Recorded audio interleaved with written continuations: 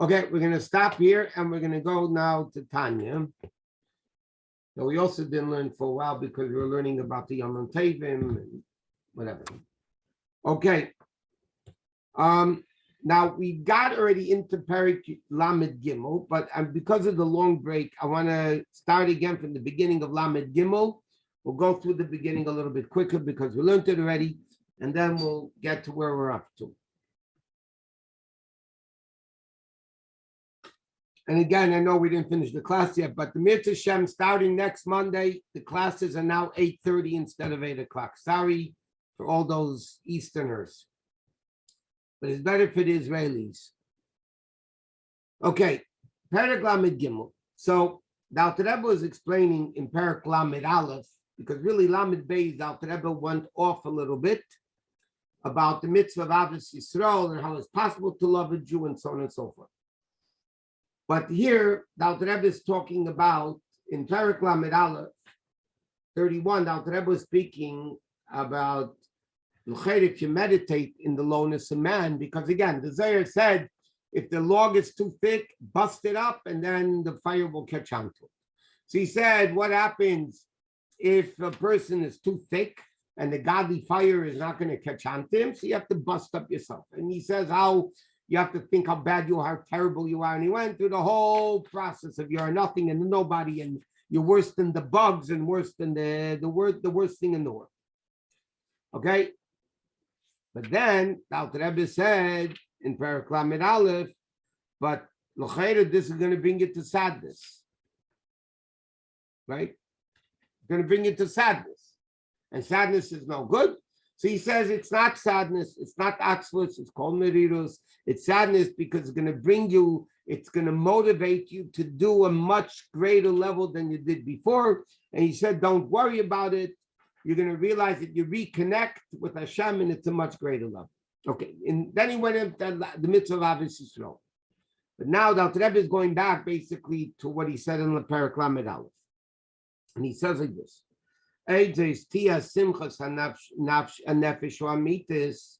And another thing that will cause, even though the person is seemingly degrading himself and saying he's a nothing, yet he says, you can still have simcha.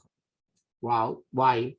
When a person sees within himself, in designated time, you have to refine it. To illuminate it, when you need simcha. Generally speaking, we need to be besimcha. The whole chassidus is based on the Arizal says, simcha is the key to all mitzvahs. Why is simcha the key to all mitzvahs? Because simcha breaks barriers. Happiness breaks barriers, and we are all in limited barriers of our body. It's a harder world and everything, and we need to get out of it. So he says, what happens when you really need to be happy? Okay? He should delve his mind, and he should picture with his seichel, with his understanding, the true oneness of Hashem. In other words, really feeling the oneness of Hashem.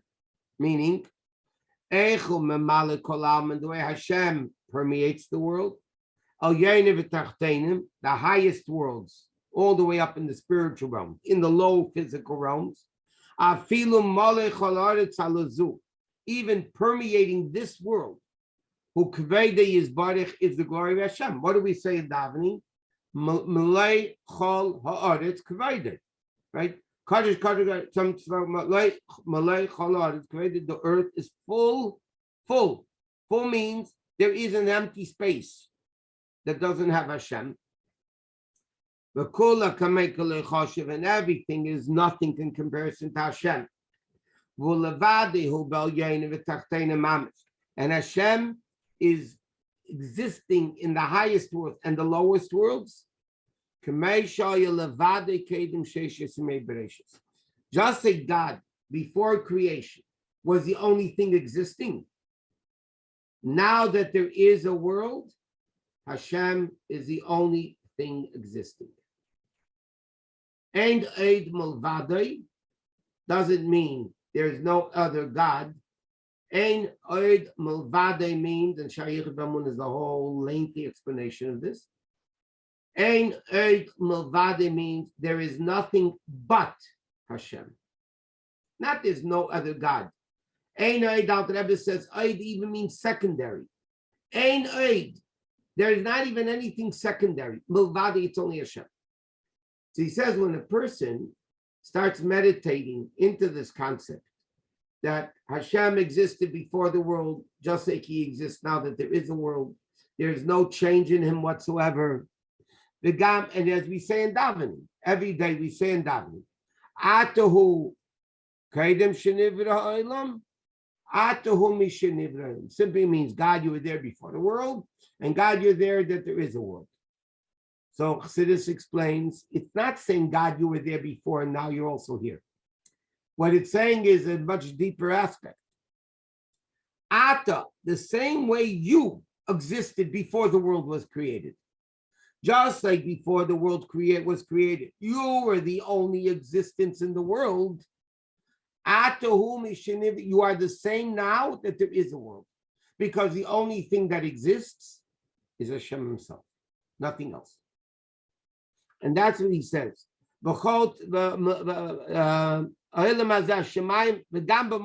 Even this place, which this world is created. Hashemayim is heaven and earth. And everything in them. God before world was created, permeated this place. The Gam Ata came, now that there is a world, he is exactly the same without any change whatsoever. So the question is, how can that be a change? Before the world, he didn't have to sustain a world. Now there's a world, he has to sustain the world. How can you say before there was no world, now there's a world? How can you say Hashem doesn't change? So he says, every single thing that exists, and betelim etzle b'metzias mamish, is completely non-existent. Completely non-existent. Kebetel eisis adibor, just like the letters of speech, v'machshav and thought, b'mekedam v'sharsham, in its origin, which is the essence of the nefesh. Meaning like this. And this is, I think, where we're up to, what we left off before Pesach, before Purim. Every person has intellect and emotions, seichel and midas. They're an intellectual concept. What language is that in? It's above languages. If you want to reveal the intellectual concept, you have to speak it and say it to reveal it. You have to put it into words. But if I want to extract something from somebody else, the burden of proof is on me. Okay, it's a logic. I come to you and say, what you have is mine, the burden of proof is on me. It's a logic. Now, what language is that logic in? There is no language. It's above language. If you want to reveal it, then you bring it out in letters of thought, and then letters of speech, and then perhaps letters of writing. What language does somebody love in? You love somebody. What language is love? There's no American love and English love and French love and Spanish love and Farsi love. It's above language. Now, obviously, the source of speech that reveals that emotion existed in the nefesh. It's not yesh mi'ayin. It had to exist in the soul. But the way it existed before you think it and before you speak it, it's one with the nefesh. It's not there's nefesh and there's letters. After you have intellect, and after you have emotions, and now you want to reveal it, so then you need letters of thought and speech and action. The three garments that reveal the seichel and the midah and the midas. But let's speak about it, feelings, okay? Emotions. You love somebody, you fear somebody. That's above language. There is no language that you love in. But the letters that you reveal the love in, or the action, the kiss that you give somebody that you love, or the speech, speaking nicely to them or whatever, that existed in the nefesh. But over there it didn't exist because it was all completely non-existent, bottled to the nefesh. And now the Rebbe is saying here, the speech that Hashem created the world with, the speech that Hashem created the world with, is not something that left Hashem, like he's soon going to explain, which the Rebbe explains a lot in Shayach Ramuna, but he's saying it here also, the mashal. Okay? The sun has light. The sun is, and then the sun gives off light. There's the ray of Shemesh, Ziva Shemesh. Now, when you look at the sun, there is no question that the ray of the sun exists within the sun. Because if it could shine millions of miles away from the sun, it definitely exists in the sun. But what's the difference? The difference is in the sun, it's non-existent. It only becomes existent when the sun stops being where it is. When the light leaves the sun, leaves the dimensions of the sun, that's when it becomes light. The sun, the light of the sun within the sun is no light. You don't look at the sun and say, oh, there's the light of the sun in the sun. You don't say that. You say, there's the sun. The light is in the sun. It is, but it isn't. It is there, but it's totally non-existent. It's completely bottled to the sun. When a person speaks, okay, when a person speaks, the speech that we are doing reveals either our intellect, emotions, it reveals our thoughts. But so therefore, our speech is like a ray of our seichel and midas, ray of our thought. But the problem is, after we speak, we have no control anymore over the words. Like the famous expression, before you speak, you control your words. After you speak, the words control you. You can never take them back. So when the words of an idea become something, when you speak it, like Dr. Rebbe is saying over here, when you have the letters and you're revealing your intellect or emotions, and you're revealing it through letters, then the letters exist. But there's no question that the letters existed in the nefesh also. But over there is nothing but the nefesh. And I'm going to explain it outside, and then we'll see it inside. So now the Rebbe is explaining that that Hashem's speech that he created the world with is like the analogy of our speech, right? It's a revelation. The difference, though, is when we speak, the words leave us. When Hashem speaks, the words never leave Hashem. Hashem is all over the place. You can't have the ray of the sun leaving the sun because Hashem is all over the place. The sun is all over. So all you have is the sun. So that's what the Alter Rebbe is explaining over here. The Alter Rebbe is explaining over here that the letters, and this is what a person needs to meditate in the way, the only thing that exists is Hashem. And he says, let's see it inside now. Shekola Nivram, the fifth line from the top. Every creation which Hashem created with his words. B'tein b'mitzias are completely non-existent. Kebitul eisis hadiber v'machshava, like the letters of thought and speech. B'mekayram v'sharsham, in their original source, which is muhus anefesh v'atzmusi, the essence of the nefesh, which is the 10 levels of chacham and bin and das, and the midas. She'ein bohem Bechinas Eises Hadayim, there's no letters yet in the, like I say, what language do you love in? What language is a concept in? It's above language. Kedem shemislabshid b'lebusha machshava, like he said before in Perek Chav Chaval Barichas. Ukemesha Kosa Gamkin b'Mokem Acher. That's explained also in a different place, which he means here, Shar Yichud B'Amuna. Marshal Gashman lives at the physical analogy of this. Me'inyan Bittul Ziva Rashamish b'Mekayre. The ray of the sun, the way the ray of the sun is nullified in the sun itself, which is Guv Kader Shemesh Barakia. The ray of the sun exists in the sun, but in the sun, all it is the sun. It only becomes something when it leaves the sun. But as long as it doesn't leave the sun, it's nothing. There's no question that the ray of the sun shines within the sun. But yes, it says more. Like Dr. Rabbi says again in Shaykh Damuna. If the sun's rays can shine 90 something million miles away from Earth, from the sun, it for sure shines in the sun. But, so what's the difference?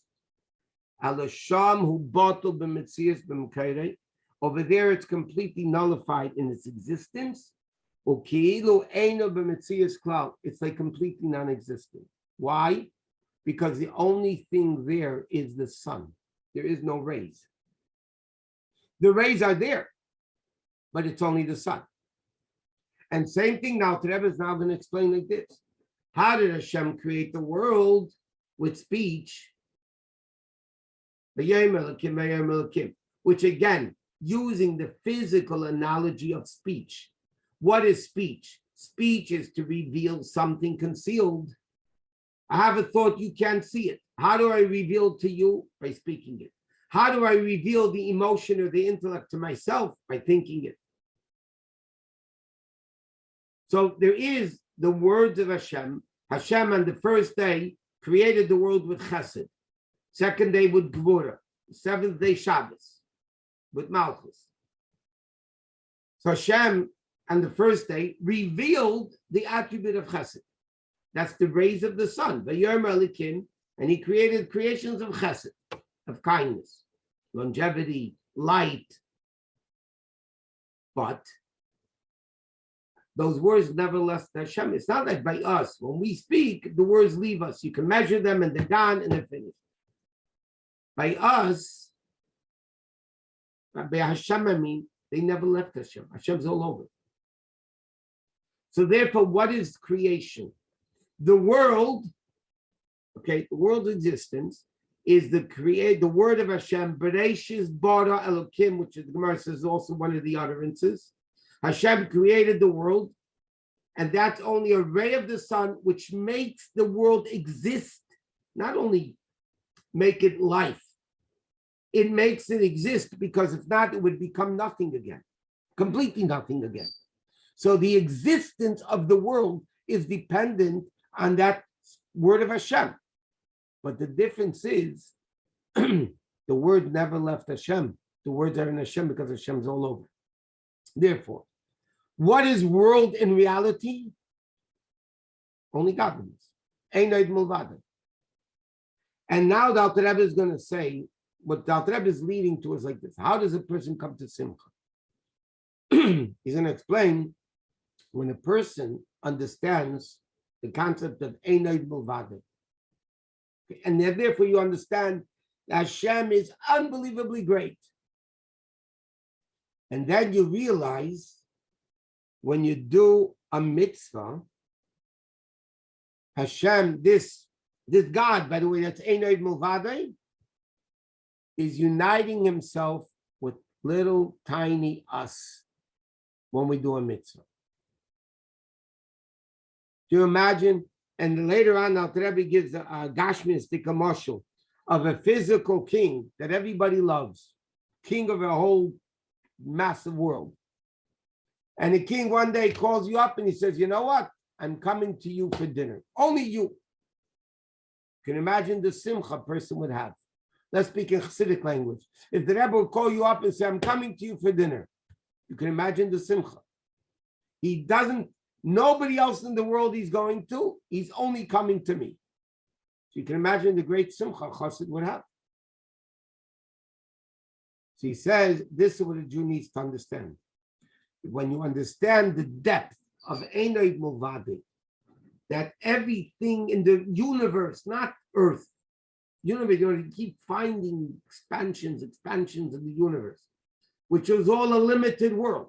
The universe is limited.